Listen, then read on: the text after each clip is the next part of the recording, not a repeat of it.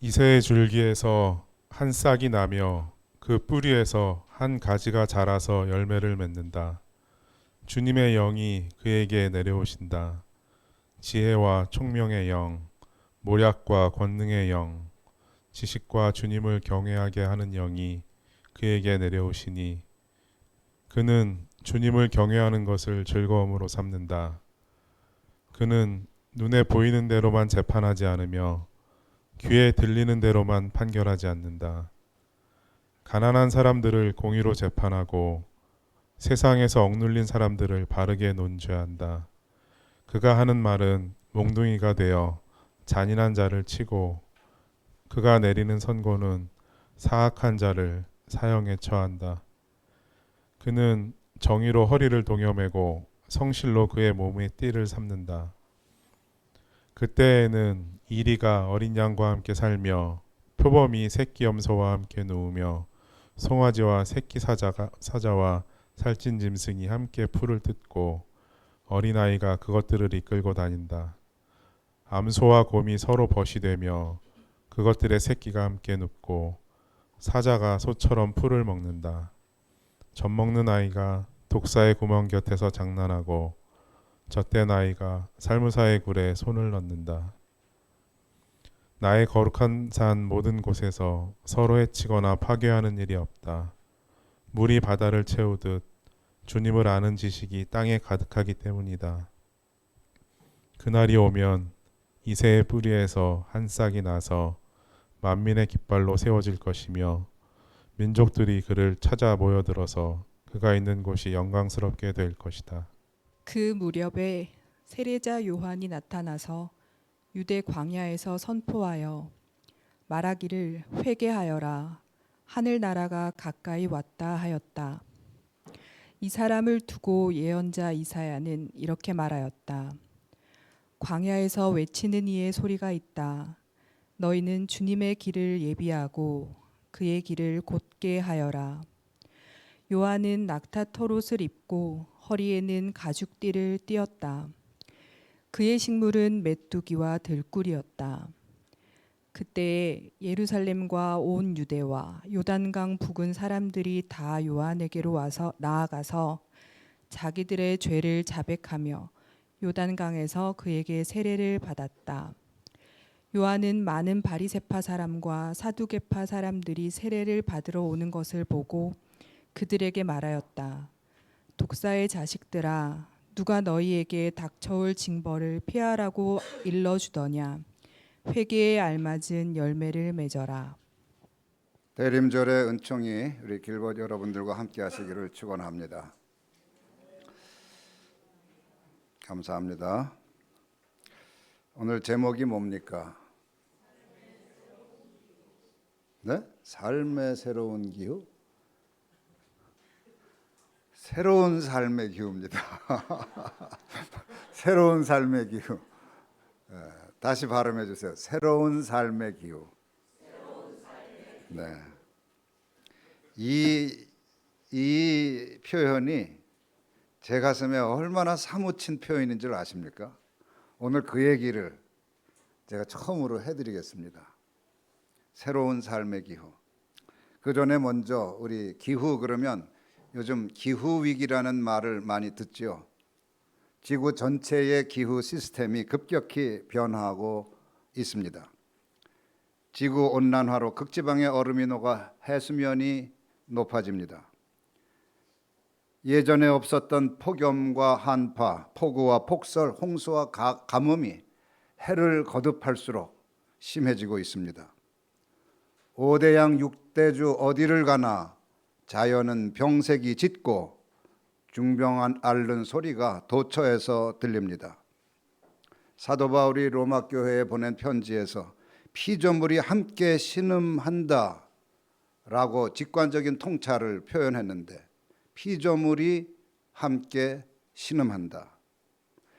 이러한 바울의 직관은 은유가 아니라 현실 언어가 되고 말았습니다. 기후위기는 단지 자연 질서의 이상 징후만이 아닙니다. 현대 문명의 기초를 뿌리째 흔드는 전 지구적 현실입니다. 기후위기는 인류가 어떤 방식으로 살아왔고 앞으로 어떻게 살아가야 할지를 성찰하라는 시대의 경고요, 의문부호입니다. 우리는 기후위기를 자연재해쯤으로 여기지만 사실 기후위기는 자연이 스스로 만들어낸 재앙이 아닙니다. 그것은 인간이 선택한 삶의 방식이 초래한 참혹한 현실입니다. 끝없는 소유와 소비를 향한 욕망, 자연을 자원으로만 이용하려는 자본주의의 속물근성, 경쟁과 효율이 미덕인 양 타자를 배제하고 공동체를 파괴하는 생활 양식 등 이 모든 것이 지구의 대기와 바다, 숲과 토양에 그대로 투영된 결과가 기후위기입니다. 기후위기는 사실 인류가 만들어낸 삶의 기후가 얼마나 타락했는지를 보여주는 문명의 자화상이며 우리가 어떤 꼬락서니로 살아가는지를 비춰주는 진실의 거울입니다. 따라서 기후위기를 극복하려면 뭐가 바뀌어야 할까요? 삶의 기후가 먼저 바뀌어야 합니다. 그러면 어떻게 바뀌어야 할까요? 그저 생활 양식을 조금 수정하는 정도로는 안 됩니다. 삶을 바라보는 관점과 감수성을 전면적으로 그야말로 레디컬하게 재구성하지 않으면 안 됩니다. 이기적 욕망에서 벗어나 동료 인간을 향해 마음을 열고 효율과 경쟁을 최우선으로 여기는 가치관을 해체하고 자연을 자원으로 대상화하는 오만에서 벗어나 이웃으로 존중하는 공생의 감수성을 회복해야 합니다. 영성적으로 말하면 분리의식이 연결의식으로 바뀌어야 합니다. 모든 것이 하나로 연결되어 있다고 하는 그 직관적 의식. 사실 나는 여기에 나 홀로 개체로 존재할 수 없습니다. 여기 하나의 책이 있습니다. 이 책은 하나의 분리된 존재로 존재할 수가 없습니다. 이미 이 책은 제 손을 배경으로 존재합니다. 그리고 제 손은 저를 배경으로 존재하며 저는 지금 이 강단을 배경으로 존재합니다. 그리고 이 강단은 이 건물을 기초로 해서 존재하며 이 건물은 대지 위에 서서 존재합니다. 그렇다면 이 책 하나가 존재하는데 모든 것이 서로 연결이 되어 있어요. 대지를 통하여 창동의 땅과 제주도의 땅이 해저로 연결되어 있고 온 지구와 연결되어 있고 지구는 또한 온 우주와 연결되어 있는 겁니다. 책 하나가 존재하는데 우주와 함께 존재해야 되는 거예요. 이 책은 결코 분리된 단독자로 존재할 수가 없습니다. 이런 연결성에 대한 영성적 통찰 정말 중요해요. 그래서 뭐 하나가 결단이 나면 지구 전체에, 우주 전체에 영향을 미치는 거예요. 미세하게나마.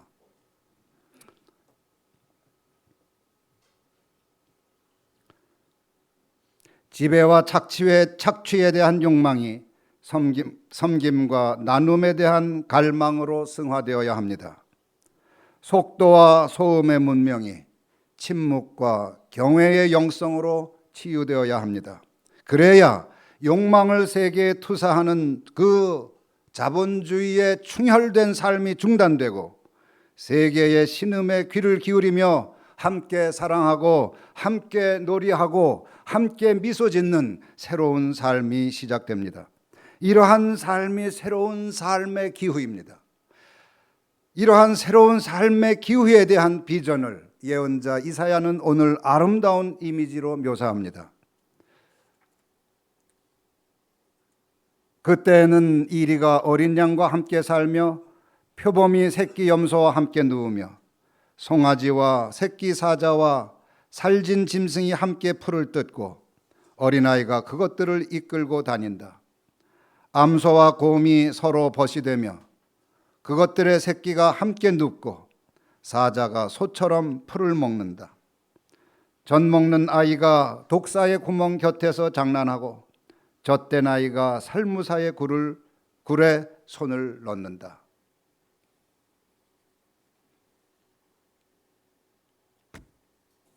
아름답지요. 그야말로 새로운 삶의 기후를 위한 대헌장이라고 해도 손색이 없는 장엄하고도 아름다운 상상입니다.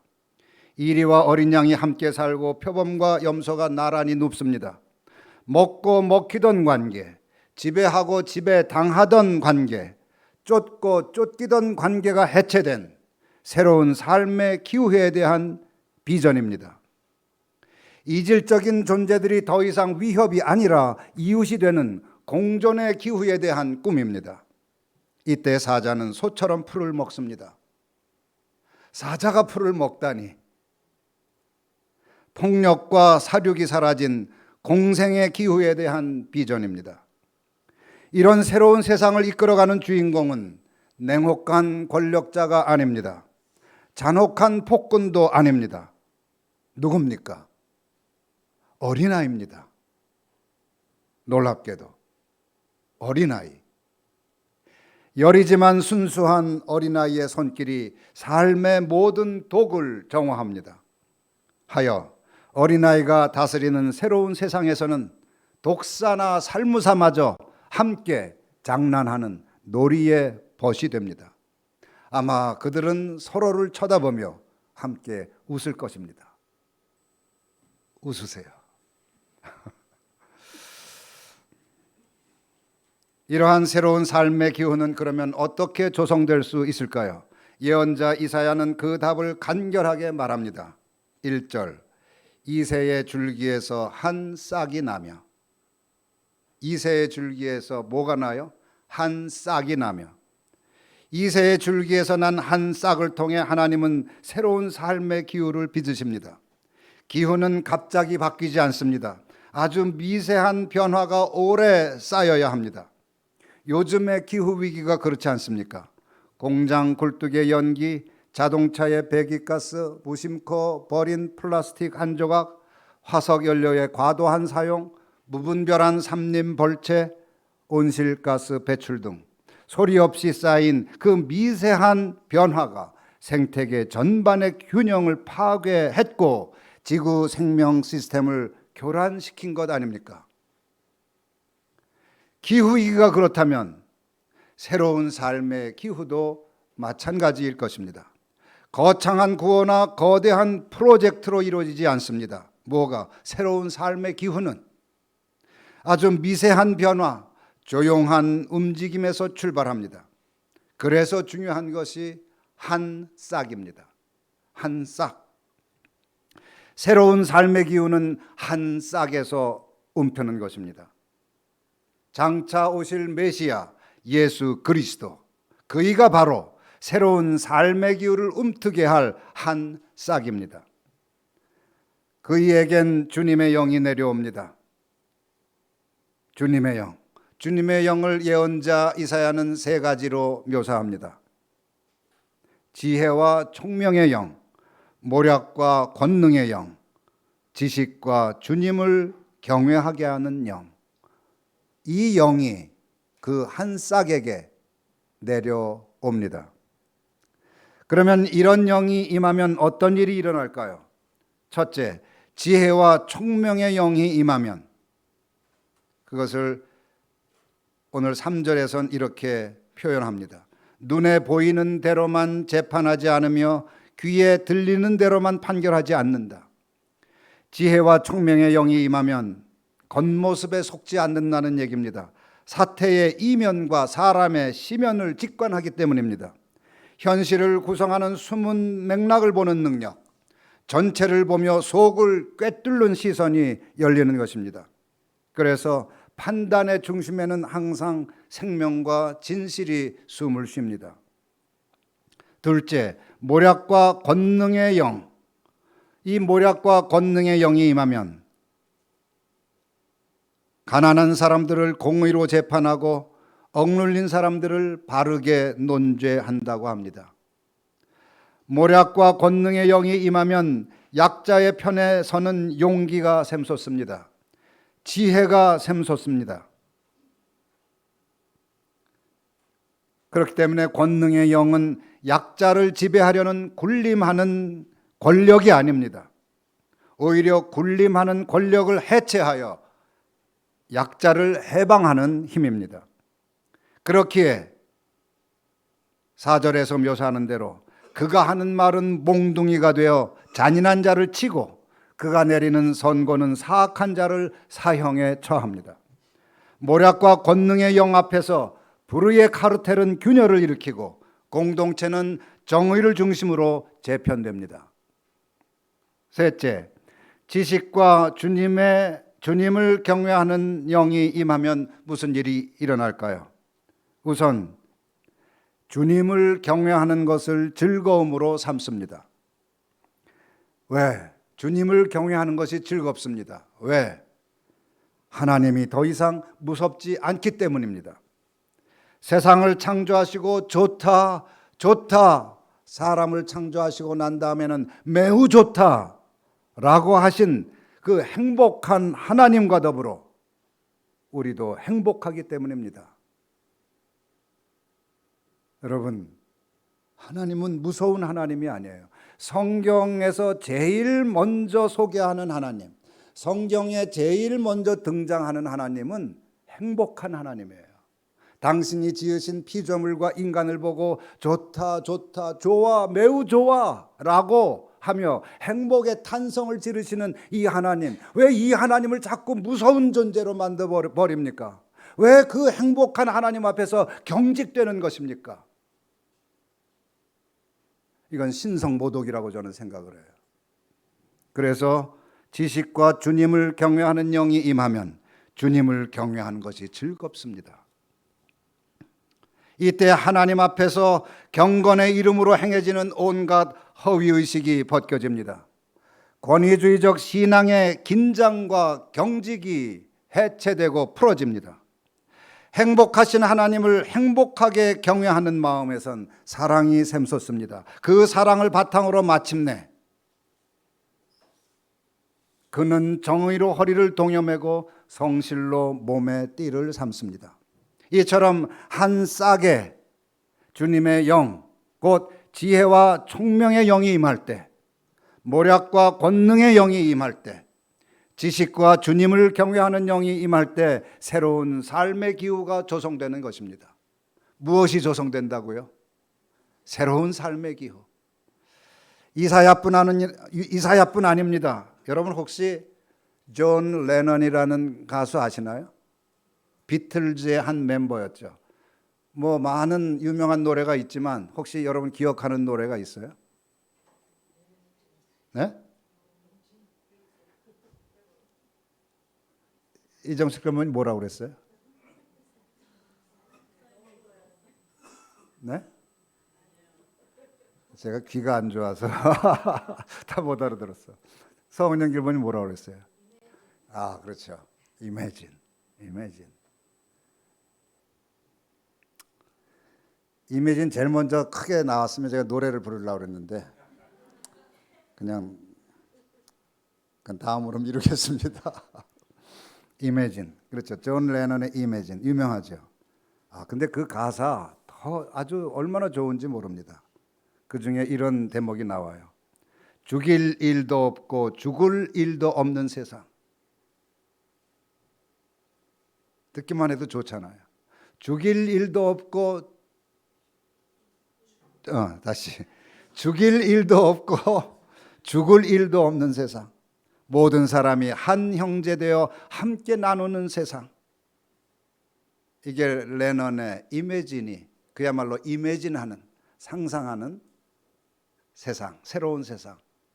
즉 새로운 삶의 기후입니다. 싹은 새로운 싹을 틔웁니다.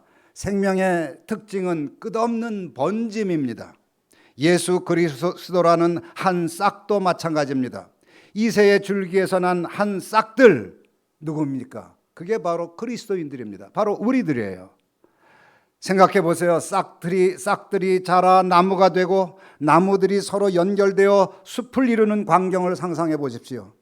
그리스도를 중심으로 한 생명의 숲. 이 숲에서는 사랑의 바람이 일고 진실의 공기가 퍼지며 마침내 새로운 삶의 기후가 이루어지는 것입니다. 여러분, 새로운 삶의 기후. 여러분은 새로운 삶의 기후를 갈망해 본 적이 있습니까? 이사야처럼. 혹시 뜬구름 잡는 얘기하지 말라며 내 발밑에 현실이나 보라며 점잖게 충고하고 싶은 건 아닌가요? 그냥 뭐 이야기일 뿐인데 그걸 실제로 이루어지리라고 믿다니 참 어리석기도 하다 하며 꿈깨라고 면박 주고 싶은 건 아닌가요?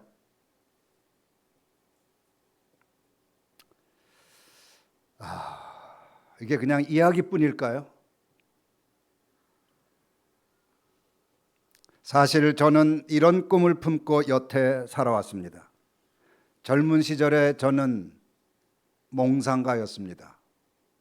이 몽상가를 존 레넌은 이매진에서 드리머라고 그래요. 드리머예요. 몽상가. 꿈꾸는 사람. 젊은 시절에도 몽상가였지만 노년에 접어든 굉장히 어색하죠. 노년에 접어들었다는 표현이 그래도 할 수밖에 없네요. 노년에 접어든 지금도 저는 사실 몽상가입니다. 아직도 드리머입니다. 아직도 저는 꿈을 꾸고 있습니다. 그리스도인이 된다는 것은 예언자들과 함께 메시아의 나라를 꿈꾸고 그리스도와 함께 하나님 나라를 꿈꾸고 묵시록의 저자와 함께 새 하늘과 새 땅을 꿈꾸는 몽상가가 되는 것, 드리머가 되는 것이라고 믿기 때문입니다. 아니, 세속의 가수도 꿈꾸잖아요. 그의 꿈을 한 번 더 들어봅니다. 상상해 보세요. 국가도 종교도 없다고. 그러면 죽일 일도 없고 죽을 일도 없을 것입니다. 상상해 보세요. 소유가 없다고. 그러면 탐욕도 굶주림도 없을 겁니다. 모든 사람이 한 형제 되어 함께 나누는 세상이 될 겁니다. 아마 이런 상상을 사람들이 비웃을 것이라는 것을 존 레넌도 알고 있었던 것 같습니다. 그래서 이렇게 노래합니다. 아마 당신은 나를 몽상가라고 말하겠죠. 나를 드리머라고 말하겠죠. 하지만 그는 자기만이 몽상가가 아님을 확신합니다. 하지만 저만 그런 건 아닐 겁니다. 나는 바라고 있어요. 언젠가는 당신도 나와 함께 꿈꾸기를 하여 세상이 하나 되기를. 존 레넌도 이런 꿈을 꾸는데 우리라고 새로운 삶의 기후를 꿈꾸지 못할 까닭이 어디 있겠습니까? 불가능하다고 단정하기 전에 꿈을 먼저 꿔보는 게 순서가 아닐까요?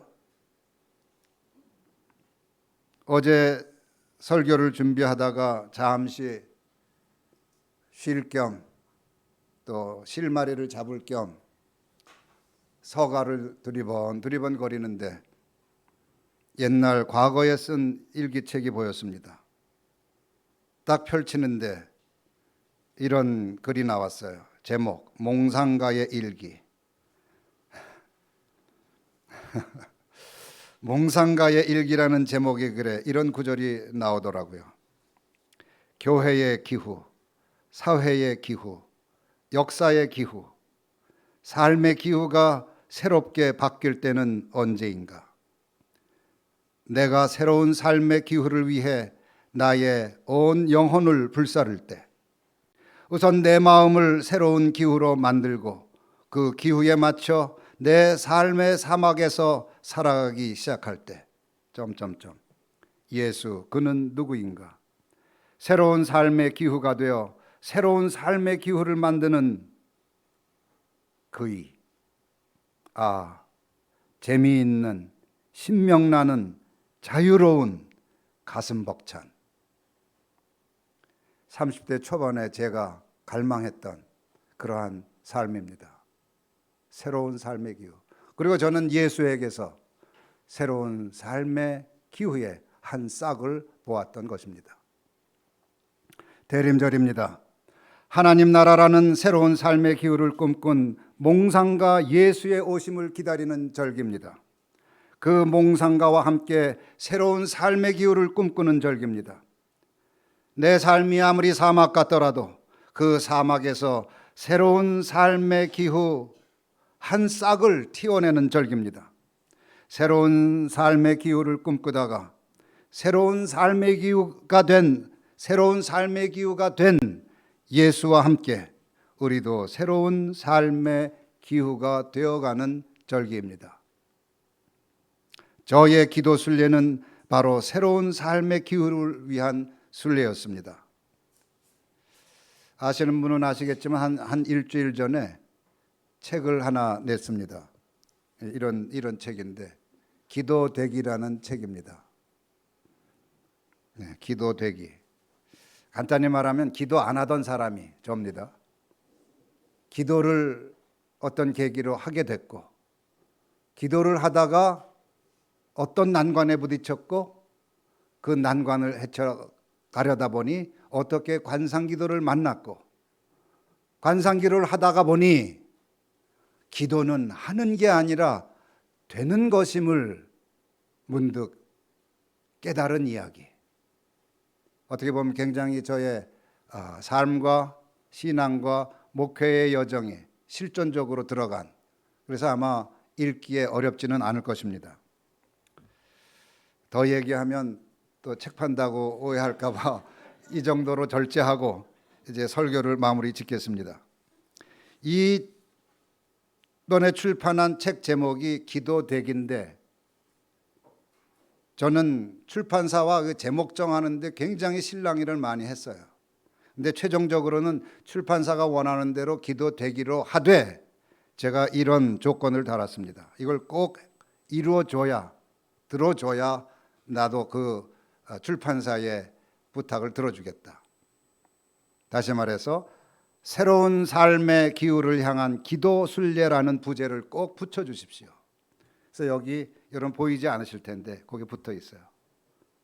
새로운 삶의 기후를 향한 기도 순례. 그래서 이 책의 핵심은 이겁니다.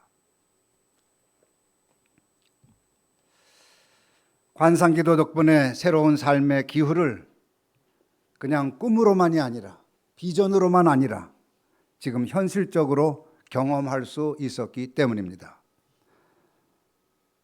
관상수련이 없다면 몽상가는 공상가에 불과합니다. 영어로 말하면 드리머는 데이드리머에 불과합니다. 그러나 관상수련이 몸에 배면 그때 몽상가는 삶의 혁명가가 됩니다. 사랑하는 길벗 여러분, 이 복된 절기에 새로운 삶의 기후를 향한 하나님의 초대, 지금 여러분을 초대하고 계십니다. 우리가 기다리는 예수 그리스도를 통해서 여러분도 새로운 삶의 기후에 대한 비전과 꿈과 상상을 하도록 초대하고 계십니다. 그 하나님의 초대를 기쁘게 받아들이십시오. 할렐루야. 기도합시다.